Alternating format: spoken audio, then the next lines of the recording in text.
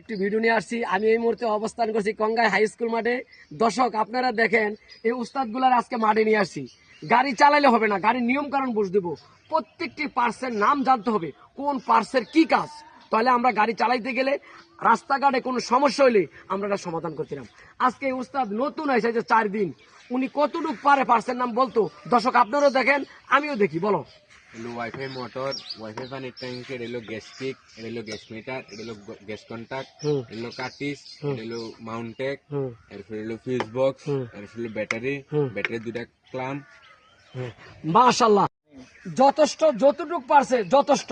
এবার যে প্রত্যেকটি পার্সের নাম যদি আমরা কইতে পারি, জানি, তাহলে কোন পার্সের কি কাজ, রাস্তাঘাটে আমরা গাড়ি চালাইতে গেলে কোনো সমস্যা দিলে আমরা ঠিক করতে পারি।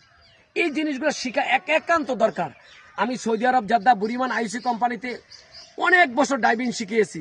বিদেশ সম্পর্কে আমার ভালো অভিজ্ঞতা আছে। এই ঠিকানায় আসলে আপনারা আরবি ভাষা শিখতে পারবেন, বিদেশ গিয়া কেমনে গাড়ি চালালে মোকালাফাতে বাঁচবেন। এখন এখানে দেখেন কতগুলো খুঁড়া আছে। এই খুঁড়া দিয়ে আমরা এস বানাই, এল বানাই, পার্কিং বানাই। এগুলোর ভিত্তিতে আমরা গাড়ি চালাই দেবো। চালাইলে কি বিদেশ গিয়ে আমরা ইন্টারভিউ দিলে লাইসেন্স পাবেন। এই নিয়ম কারণগুলো আমরা শেখাই। সবাই ভালো থাকবেন, আমার চ্যানেলটা লাইক কমেন্ট শেয়ার করবেন, আর দর্শক উস্তাদদের জন্য দোয়া করবেন। প্রত্যেকের আশা যত আল্লাহ পাক পূর্ণ করে। আসসালামু আলাইকুম ওয়া রাহমাতুল্লাহ।